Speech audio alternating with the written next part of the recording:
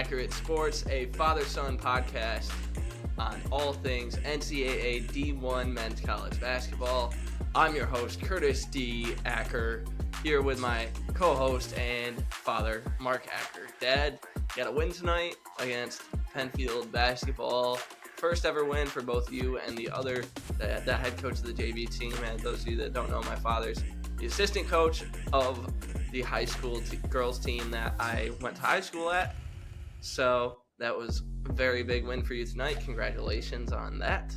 Thank you. Yeah, our first win in for me 9 years of playing them two games per year, and for the head coach for 15 years in a row of not quite making it. So yeah, it was really fun. Yeah, absolutely. That's awesome. Very exciting for you guys. Well, let's talk about today's topic. So before we get into that, actually, I want to let everyone know it's been a while since we've been back. So first off, glad to be back. Excited to share more with you guys. Second off, we are going to do a different format now. We're not going to be releasing 40-minute podcasts anymore. Instead, we're just going to have one topic, about 10 to 15 minutes, and then we will release that. Looking forward to seeing what you guys think of that change up. Let us know what you think about that. And without further ado, with an introduction from Chopper, let's get right into it. Hey, buddy. All right, so today's topic is, well, if you didn't see it, on the 31st, the last day of the month in January, Purdue beat Northwestern by a score of 105-96 in overtime. They got revenge for their past two losses against Northwestern, along with Zach Edey becoming the Purdue player with the most consecutive 10-point games in basketball history for that school. And that is the number of 73 is how many he has, which is crazy. He is elite in NCAA basketball. And that brings some questions. Two questions that we're going to answer today is, first off, Dad, is Zach Edey the most dominant basketball player in men's college basketball history? I want to hear what you have to think about that. Right. Yeah. No. My position on this is no. I don't think he's the most dominant play. When you say it that way, most dominant player ever, I think no. And here's why. A couple things is, one, when you look at straight scoring, and back in the history of college basketball, you can look at guys like Pete Maravich, Oscar Robertson, Larry Bird, and of course Kareem, among others. There's lots, but they've all really outpaced Zach over his entire career, points per game. And then obviously look at Kareem in the three out of three championships on that unbelievably stacked and really good UCLA club in the late 60s. But yeah, no, I think if you look at, again, those 4 years for Zach, the first couple of years he was still working out his game, so versus these other guys were right off the bat doing great. Pete Maravich averaged 44 points a game for the 3 years he played college basketball. That's crazy, right? That's all time by 10. It's actually beats number 2 Austin Carr by 10 points per game for college career. So that's how elite he was. But no, and so actually, I think Zach Edey is 16.7 for his career points per game, and that wouldn't even rank him in the top 150 of players. Right. So, now, of course, you look at his last 2 years, or if you look at centers in the last 30 years, you may have a different argument, something like that too. Again, just looking at points per game, but that was kind of my position as to why not.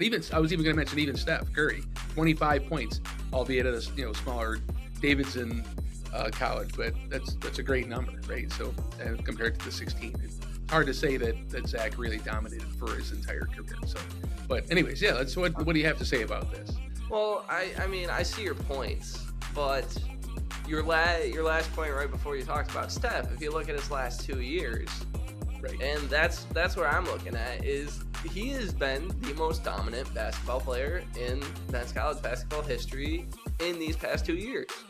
And when I think there's obviously a lot of objective opinion when it comes to this, because it depends on what your definition of dominant is. But right, my definition of dominant is Shaquille O'Neal dominant, is get the ball into the paint, let the big man work and dominate. Like he says that all the time. Yes, yes. Yes, exactly. So that's my definition of dominant, and I think Zach Edey fits that. As I mentioned, he just got that record holding at Purdue. Then in the last year, he won all 6 National Player of the Year awards, and he's currently seemingly projected to win all 6 again. And for the AP poll and the Naismith Player of the Year, that's the first time since the 80s that's going to happen. So for having a player with that high of standard in value to multiple different sources for not just 1 year but 2 years in a row shows to me that you dominate basketball on a much different level. Right. Yeah, he is totally dominant. And again, obviously, some of the players I cited were played in a whole different era. Some of them pre-3-point arc, pre-shot clock, right? So there's the game itself was played a very different style. And I agree. The last 2 years, you look at the body of work for Zach's last 2 years, that's a different argument, right? Maybe you can statistically draw some things, from that perspective for sure. Absolutely. So. Right. Well, and that's where we each sit on that side of the argument. Please let us know down below what it is that you think. Let us know down in the comment section. Comment on someone else's post. Maybe start a debate there. Keep it going back and forth. And we'd love to see what you have to think as well. Now let's move on to topic number 2 of the day, or at least question number 2 about Zach Edey. Is where does this guy fit in the NBA? Is he going to make it? Is he going to make? Where does the potential cap lie? Dad, what do you think? Do you think that he's going to end up being a successful NBA player? Absolutely, yes, 100%. I measured 2 things, big things. One is look at his, like we just talked about, look at his progression from his freshman year up till now, and with the last 2 years that he's dominant. I know some of the argument against why he might not be a successful NBA player, but I look at him as he's shown the ability to improve in most every aspect of the game. As he's grown into his body, obviously he's learned about the game mentally, what it takes for him to be successful, but knowing his strengths, knowing his weaknesses, what makes him good. So I think that he's shown an aptitude that can translate for himself individually to the NBA level. And then the other thing I would say, and again, the term we're using here is he's going to have a successful NBA career. So, again, we can argue kind of what successful means. You can define that different ways. I look at successful meaning he's going to have a career. It'll last a few years. He might win a championship. Obviously, we don't know any of that. It depends on what team you're on. That's my definition of success too. Exactly. Having a multiple year career in the NBA. Yeah, exactly. But the gut of my point is that in pro sports,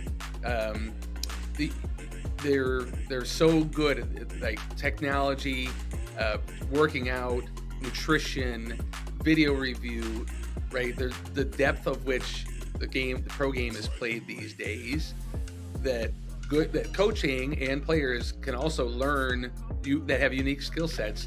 You find a way to make those skill sets work. And I just think he's got a unique skill set, not only with his height, but his smarts. He knows how to pass, right? Really, really well. So I think there's an element there. He can play defense. Obviously, and he obviously dominates the boards. He shoots 70+% free throw from the free throw line.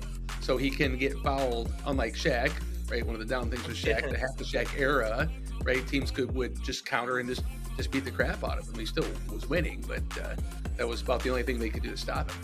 Zach's got the shot too. I think that shot will translate to other spots on the floor. Maybe the mid-range jumper, elbow jumper, so he can use that space as opposed to he's not going to be a 3-point shooter. We know that. Or right. Certainly doesn't seem like it, but that's what I think. I can see him and a team, and it may take 2 or 3 teams to find the right coaching and combination of players to work for him, but I think it'll happen for him. I'm optimistic to see it. I think he's shown that growth to make it go. So really a lot on his mental state. So how about you? Where do you land on this subject? You make some good points, and you almost swayed me. But That you mentioned it at the end.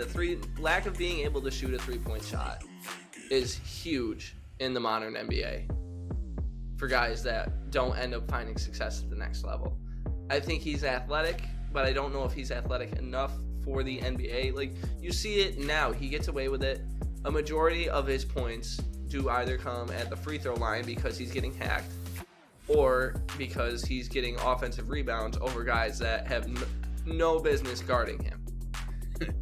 He's Right. not facing against the quality of defender in the NCAA that he's going to be playing against in the NBA. That's going to make him work a lot harder to get these rebounds that get him so many points. He doesn't have that. I don't think he has that ability to create a play for himself. And then my last concern is that he is able to just sit in the paint in college basketball, but he's not going to be able to do that in the NBA. He's going to get called for a defensive violation for that. So those are my concerns for Zach Edey.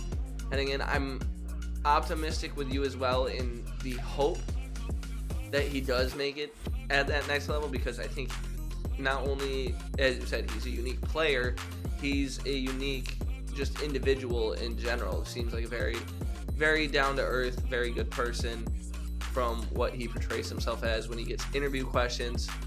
So for that instance, I am rooting for him. But as far as track record shows for that type of player, like your Jahlil Okafor's, that type of guy, you don't make it at the next level, unfortunately, or at least don't have enough longevity to consider it a successful career. Right.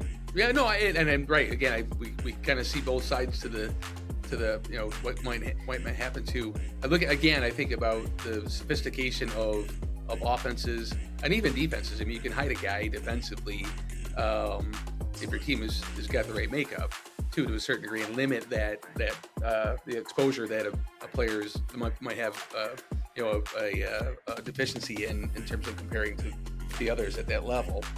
You can do that, but I think he's got enough of an offensive game, enough of a uniqueness of an offensive game to change things. And maybe even you could even argue that maybe he could revolutionize the game to a certain degree because of the unique skill set that he has. Send it back more to the grind and ground and pound type of style, rather than the consistent threes type of game that we see going on. Exactly, and not exact comparison in terms of depth or of things, either even position. But thinking about Magic Johnson when he came in as a 6'9" point guard in the NBA, that was, oh my gosh, a 6'9" point guard. How could that possibly work? Now every team's got multiple players that are that size that can handle the ball outside anywhere, right? So. So maybe there'll be another adjustment to the game where now, right, he can bring an element that you don't necessarily have to rely on the threes, the high screen and rolls, and all that stuff, the isolation game that the NBA has. And so, obviously we'll find out. So I can see it happening. Yeah, but all we know is that he's still got a whole nother college basketball season to wrap up here. Could come back for a fifth year still, but likely not to happen. And very likely that Purdue ends up with at least a number 1 or a 2 seed in your upcoming March Madness. Be on the eye for that. But that will wrap it up here at Accurate Basketball. For myself, Curtis D. Acker, and my father, Mark Acker, signing off. Until next time, keep your mind on the court and your eyes on the back of the rim. Wait, before you go, just wanted to thank you once again for watching. You can follow me on Twitter at Curtis Acker. You can follow me on Instagram under at Curtis_D_Acker. Also subscribe to my other YouTube channel, Curtis D. Acker, all together. Once again, wanted to thank you for watching, and God bless you.